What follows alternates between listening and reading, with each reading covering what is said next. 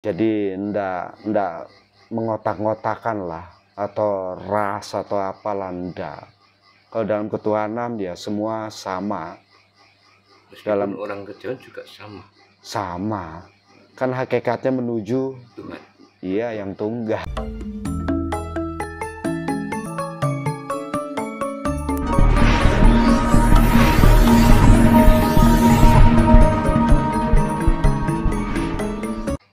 Ya termasuk ya tentu nyangkutnya akan ke agama sih.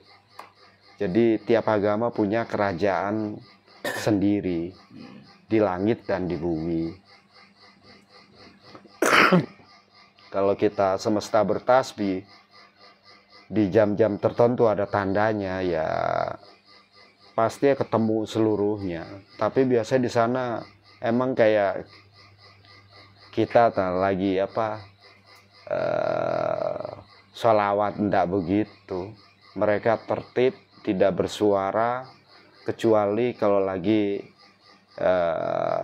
mulain gongnya ditabuh baru akan kayak bacaan setiap harinya loh. Bahwa di sana tidak mengenal agama, gitu. Iya, termasuk bangsa gue nggak kenal tuh. Kenalnya ya kalau di Islam Quran pasti mereka kenal. Kalau agama nggak paham mereka. Dua sendiri juga nggak mengenal agama. Mengenal, kalau agama ya bawaan dari lahir ya Islam. Ya boy Islam KTP jarene wong sih. Enggak, gini Bobo. Nah, Anda sepakat bahwa satu agama itu yang paling benar. kayaknya kurang bijak deh. Kurang bijak ya? Iya. Karena Allah menurunkan kalau bicara agama yang mudah dipahami, ya Hindu dulu, Buddha, baru Islam, Kristen berbarengan lah jatuhnya. Justru yang terakhir ini, ya kesempurnaan tapi kayak timbul kekacauan jatuhnya.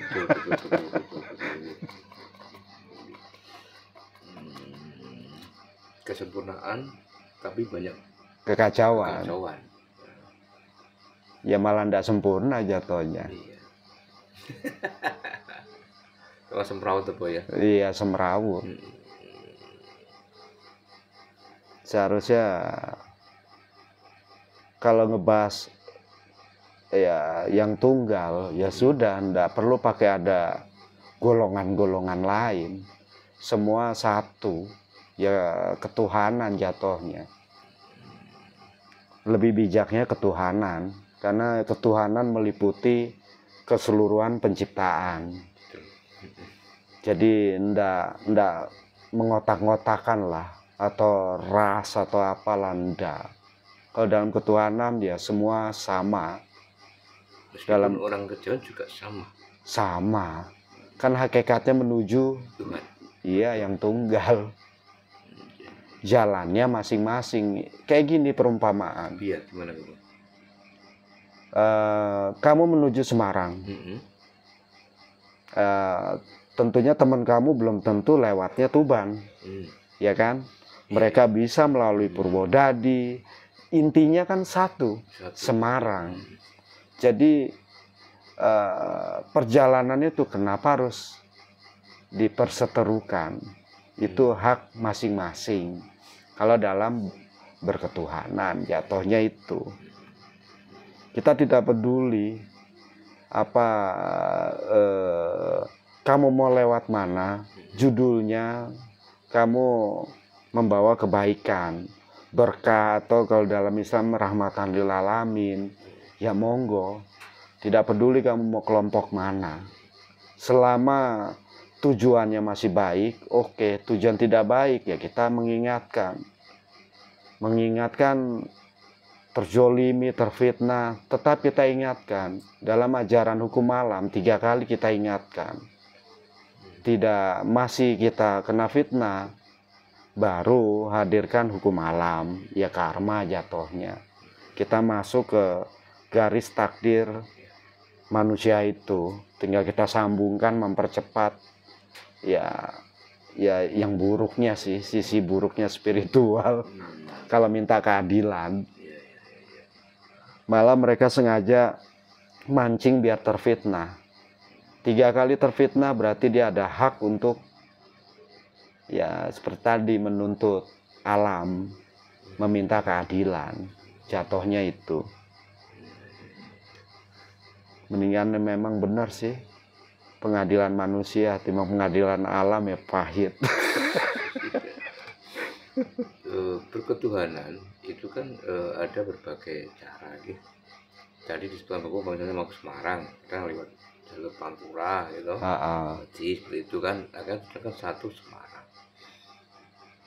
Menurut Bobo itu sendiri, berketuhanan itu yang paling baik itu seperti apa? Semua jalan baik, cuma mana yang tercepat, teraman, itu tok tujuannya. Itu aja intinya toh.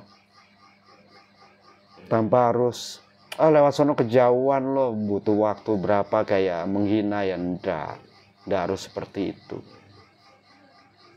Terserah, yang penting tujuannya ke sana, ngumpulnya di sana. Kalau nyampe ke sana, ujungnya dibilang kafir kok. Ya itu hak mereka. Terkadang fitnah itu ada hikmah yang dipetik. Bonus pahala. Fitnah, kita difitnah, kalau kita sabar melewati, ya pahalanya besar dong. Terhadap bonus dari alamnya, jatuhnya itu. Ingat, spiritual tuh sensornya peka. Dia dapat bonus atau dapat ajab, dia akan tahu detik itu juga. Itu intinya. Bukan harus menunggu. Enggak harus. Kalau spiritual tingkat tinggi itu hukumannya langsung, bayar kontan langsung. Enggak pakai nunggu besok-besok. Kalau salah hukumannya langsung, itu mungkin yang benar itu. Kalau aku pribadi begitu. Salah bicara aja tetap dihukum toh. Istilah kafir dalam pemahaman Bobo Hendra sendiri seperti apa?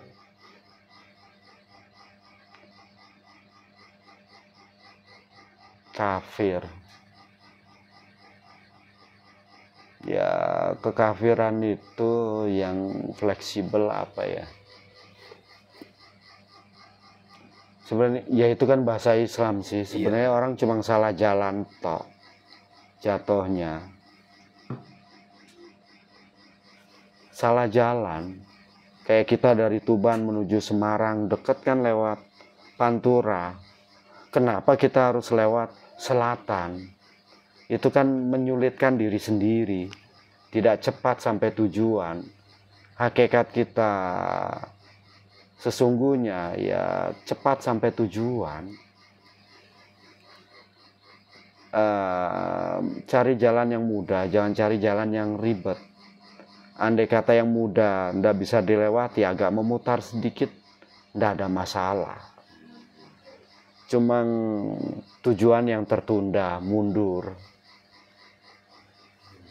Ya dalam spiritual ya banyak sabar, memang harus ada tanda lah yang mengingatkan. Kayak kita salah tuh ada hukuman. Detik itu, kalau kita salah ucap, ada hukumannya. Detik itulah, nggak pakai nunggu setengah jam, nggak ada. Kalau ucapan kita salah, ya seringkali kita kan hilaf sih. Ke bawah suasana, akhirnya mengulangi ucapan yang sama. Tapi ya kalau di kita ya cukup menyadari kesalahan dalam ucapan, tapi ya tetap harus melewati hukuman sedikit, jatuhnya itu. Ya. Pahala, hukuman itu tidak harus menunggu sampai kita mati. Apa? Pahala dan hukuman tidak harus menunggu kita mati dulu. Bagi spiritual nggak harus itu. Karena cakra kita terbuka. Itu otomatis. Kalau kita frekuensinya, sinyalnya hal negatif, Di alam itu kan ada magnet bumi yang akan nyedot itu, otomatis efeknya kita keliengan. Kalau salahnya kecil ya pusingnya langsung detik itu kecil, tapi begitu diucap menyadari kesalahan, detik itu pula hilang. Intinya itu.